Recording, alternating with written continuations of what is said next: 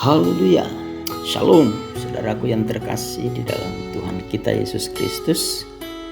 Doa saya kiranya saudara pendengar dalam keadaan baik, sehat, diberkati oleh Tuhan.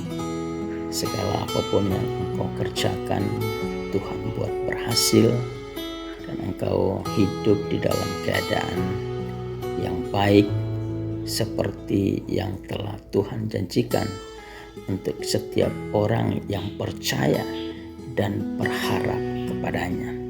Baik, puji Tuhan, jumpa lagi dengan saya.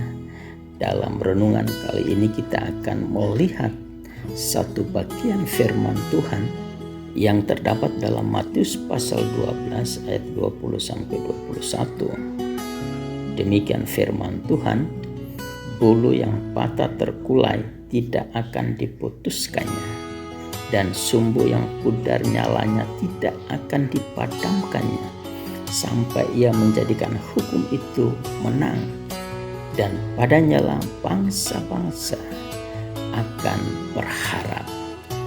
Nah, saudaraku yang terkasih di dalam Tuhan kita Yesus Kristus, hari ini kita akan belajar satu tema, yaitu selalu ada harapan. Nah, saudaraku, untuk mengetahui seberapa besar dampak positif dari sebuah pengharapan terhadap makhluk hidup. Pada satu waktu, saudara, ada sekelompok peneliti yang ada di kampus melakukan uji coba, dan menariknya adalah uji coba ini itu dilakukan kepada 2 ekor tikus yang berukuran sama besar, dan kemudian meletakkannya masing-masing tikus itu pada sebuah bejana besar berisi air. Saudaraku, tikus itu harus berenang di bejana untuk mempertahankan dirinya agar tidak tenggelam. Pada bejana pertama diberikan tutup yang rapat sehingga tidak ada cahaya sedikit pun yang dapat dilihat oleh sang tikus. Sementara pada bejana yang kedua diberikan lubang cahaya secukupnya. Apa yang terjadi, saudara? Ternyata tikus pada bejana pertama dalam waktu 15 menit ia telah menghentikan usahanya untuk berenang. Nah, ketika melihat hal demikian, maka para peneliti itu menyimpulkan bahwa tikus itu berhenti berusaha karena ia tidak melihat adanya kemungkinan sama sekali untuk keluar dan menyelamatkan diri. Sebaliknya, tikus pada bejana kedua didapati terus mencoba berenang dan baru menghentikan usahanya setelah 2 hari. Saudaraku, cahaya di ujung bejana itu telah menimbulkan atau telah memberikan satu harapan kepada sang tikus adanya jalan keluar, dan tikus itu tidak mau menyerah sampai akhirnya dia benar-benar kehabisan tenaga. Saudaraku, kehidupan ini penuh dengan persoalan yang kadang menerpa demikian berat dan seolah tak ada jalan keluar.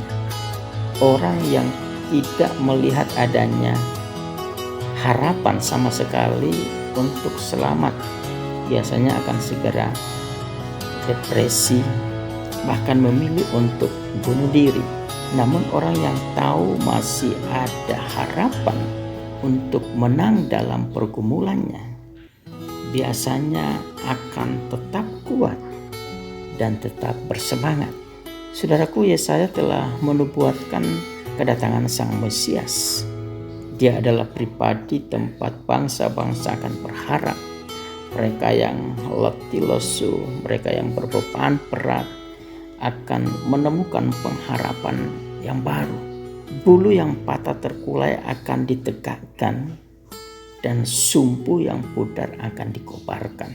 Nah, saudara, Yesus adalah pribadi yang tepat untuk menjadi tempat kita berharap.